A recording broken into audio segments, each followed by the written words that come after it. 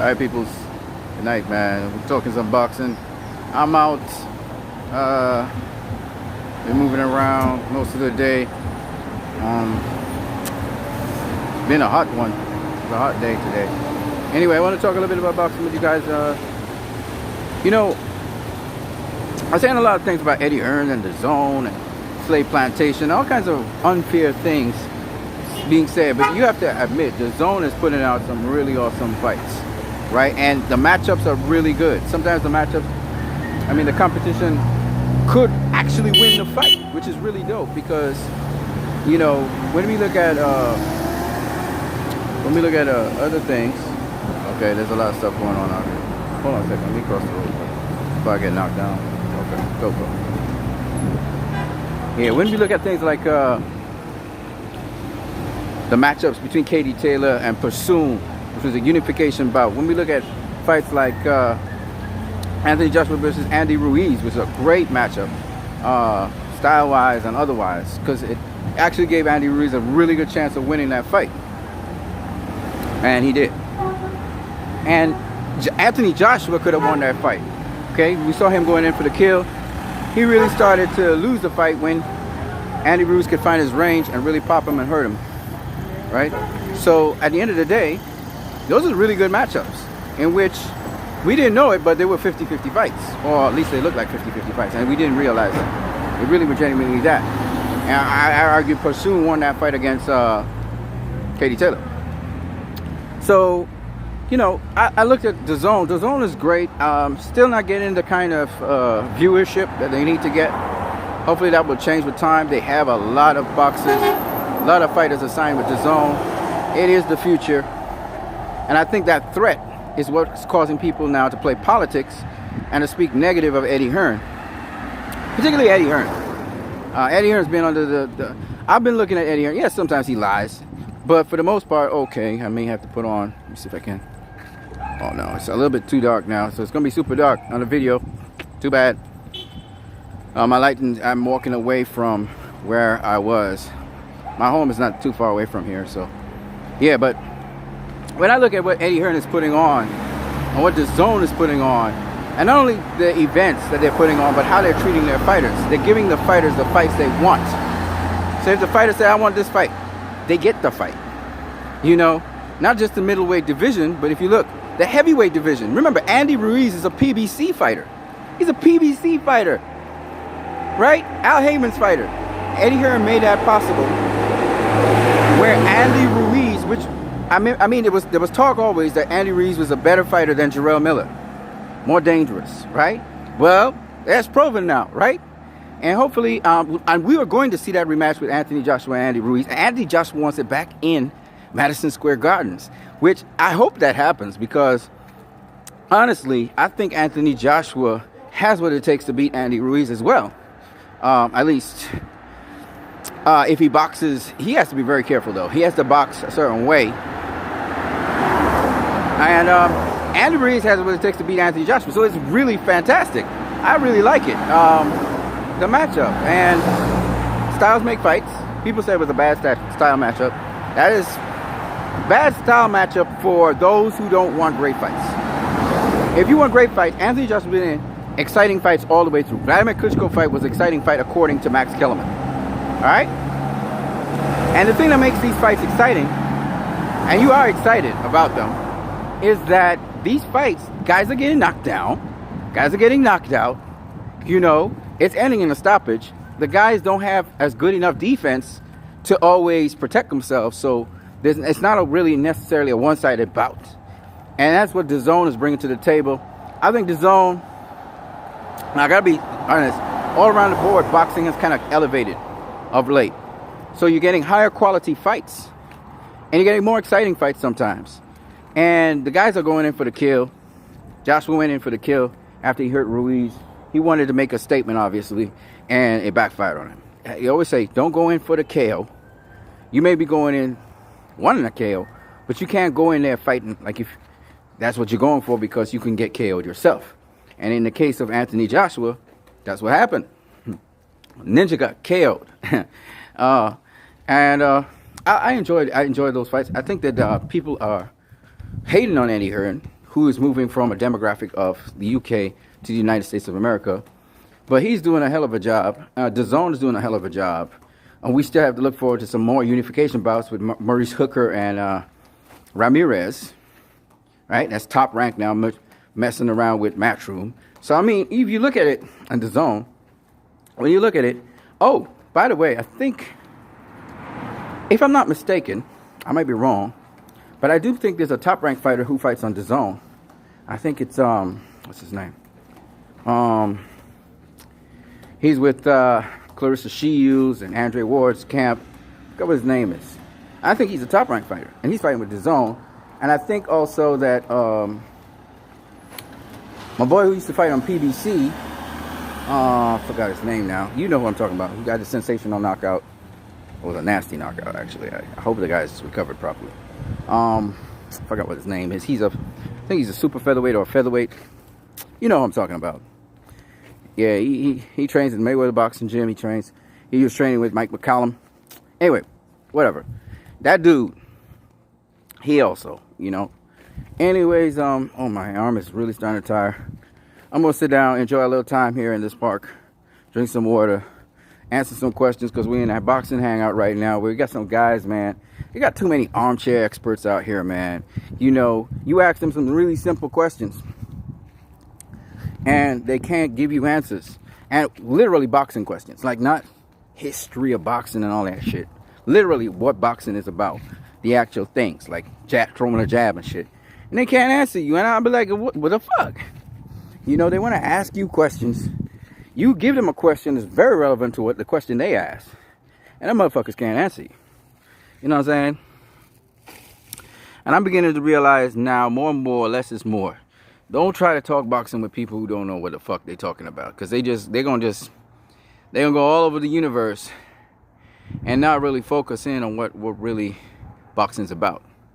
Which is what it's all about. They like to stay in the politics of boxing. They like to do the what if hypotheticals and all that shit. But when it comes down to actually, and they want to bad talk the present boxers, man. I hate that. They're all about trash talking the present boxers and showing that the present boxers ain't worth shit. And that the past boxers somehow are gods or some kind of shit like that. It's not like that at all. Now, don't get me wrong. The past boxers not only paved the way, but they were sensational in their time too. And I'm sure people trash talk them as well and put them down and, oh, he ain't shit. And because that's human nature. But I'm just saying, when you Captain of the Mountain especially. But I'm just saying that the same shit plays out over and over again. And I don't find that love for the sport of boxing like how I find the love for, say, tennis or basketball. And sometimes I wonder, are these people trying to be ambassadors to the sport or just trying to help the sport, or are they just trying to kill the sport? You know what I'm saying? That's what really personally hurts me, because as I started to train and do boxing, I realized how fucking difficult it is and how much work and dedication you have to even be an elite boxer, and how much an elite boxer is just so much better than I am, and all the little nuances and the little tricks they use in boxing to do what they do. Like Deontay Wilder, people think he's just brute force, brute power. No, he used technique, a lot of technique to get his knockouts. You know, and this is something people just don't understand. It's this whole other tier of fucking boxing we're talking about when we're talking about Wilder and Tyson Fury and these guys. How good they are and how much better they are than the predecessors that they had. But they built off of the predecessors and they modified things and changed things, you know. I asked the dude a question. I said, how many different types of jabs there are in boxing? You know, guys, I went at length about the different types of jabs in boxing. And it's quite a lot of jabs, right? And then when you put them together with movement, it gets very complex very fast. Not complex, but you know what I mean. It's fun, right? And there's so many drills, so many techniques, so many skills to throwing a jab. And these motherfuckers don't even know this shit. You know what I'm saying? And I always tell people, I'm going to say it again before I leave here, because people starts to talk to me about being a coach and all kinds of shit. I hear the shit talk they try to talk to me. It's because these motherfuckers don't know shit about boxing. You don't need to be a coach to know what kind of jab a dude threw. A different kind of jab. You don't have to be a coach to be that. You could be a fucking boxer. You could be somebody who's just knowledgeable on boxing. You're just a little bit knowledgeable on it. So when you're watching a fight, you know exactly what's going on why this guy threw what he threw, etc. You know, you can understand boxing a little bit more. Not be like a fucking novice watching shit and don't even understand what the fuck you watching.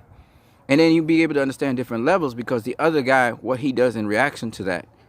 And this is the stuff that these motherfuckers ain't even trying to spend time on. They want to talk about all kinds of shit, but they don't even understand these simple things, you know? And I wish they would just try to do these things. They would understand and they have a love and appreciation for the sport of boxing, and they wouldn't be bad talking people presently, like the present guys. I know boxing is for what you do for me lately, but still, you wouldn't be bad talking them. Back in the day, a man be stopping everybody. Mike Tyson was stopping everybody, right? He was a sensation. Today, a dude be stopping everybody. Deontay Wilder stopping everybody. You know what he called? He called crap and nonsense, and nobody even mentioning it. To me, that is hypocritical. You know what I'm saying? It's hypocritical, man. And that's the thing I don't get. I don't get that kind of thing. Why are you hating on this dude, but you praising up this dude? Right? I'm not saying Tyson's kind of shaped the mold, and Jack Dempsey and these guys, for savage, vicious looking guy. You know, just vicious killer in the ring. Okay, I get it. They were shorter guys too. I love it. I get it. Right? That makes you a showstopper. That makes you go beyond boxing. Everybody knows you, right? And Mike Tyson got TV shows and all kinds of shit because of what he did for the sport of boxing. I get that. But you can't be putting down another guy who be doing the shit same way, right? He a killer in the ring. Even talking about getting a body in the ring, right? And literally means it too. You can't be trash talking that dude. Oh, he nothing. He can't box and blah, blah, blah. Come on, man. Y'all got to stop that. Right? I'm not a big Deontay Wilder fan. I'm not really. But I appreciate every single boxer in the sport of boxing. Lomachenko, you know, Gennady Golovkin. Yeah, I know they not all that they're hyped up to be. I get that. But come on now. Y'all got to grow up, man. That don't mean you're going to blast them and be hypercritical of them in every step they take, man. And that's what some of you fuckers out there do. You actually hurt the sport by just all you doing is putting down a fighter. That's all you doing. Most of your talk is putting down a fighter. You know, Deontay Wilder, he ain't all that. Motherfucker, you can't do better. You will never do better. You will never become that. So shut up. Don't be like that. If you want to be critical of a fighter, that's one thing. But then put him down and be trash talking him all the time, get the fuck out of here. And that's the thing I don't like. All right? So you'll hear me speaking up for fight, especially, you know, when you don't even know what the fuck you was watching. You say Wilder can't box, but the motherfucker be doing things in that ring that very few fighters do. And it's not just knocking out people. It's not just landing the lead right. Wilder does a lot more than land a lead right. And y'all not paying attention. That's all I'm saying. All right? And so, you know, it is what it is. Anyways, man, I'm out of here. I hope you guys keep on watching boxing. I hope you guys understand what it is you're watching in the ring. A lot of you guys don't even know how to fucking score a fight because you don't know what's going on in the ring. Then some of you guys understand what's going on in the fight, how a guy set up another guy to get him out of there, and so on. I was looking at Shane Mosley when he was talking to Redback, and he was facing Devin Alexander. And Mosley said, we got to get this guy out of there. That's what we're doing. We're going to get him knocked out. We're going to get him knocked out. He got the knockout. And if you watch how Redback set that shit up, it was really cool. Because he couldn't outbox Devin Alexander all the way. You know? It was beautiful. It was beautiful. You know? And again, it's not about... Motherfuckers be talking about, hey, this guy's more skilled than that guy. Is this guy more skilled than that? It's not only about how... Okay. All right. Marcos Maidana versus Adrien Broner. Who's the more skilled? Adrien Broner is more skilled than. Then why the fuck did Marcos Maidana beat him? Styles make fights, yes. But also, Marcos Maidana used certain things for his advantage. And that's how he got Adrien Broner. So it's not just about how much skills you have. In fact, who gives a fuck about skills if you didn't hone them? You could have all the skills in the world, but you didn't hone none. That's like a jack of all trades. A master of nothing.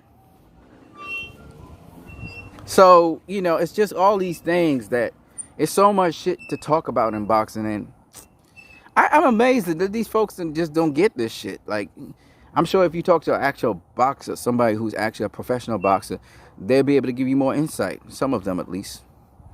Because the sports, it involves a lot of things. And that's why you train so much. That's why people start at 8 years old. Anyways, man. I'm out of here. You guys have a good night. And tonight's GGG versus Rolls. I think Steve Rolls. You know, I don't know what will happen, but I think GGG is going to showcase some other things. So I'm looking forward to seeing what GGG does in that ring tonight. Yeah, and this is on DAZN again. DAZN, baby. Peace to you guys, man. I'm out of here.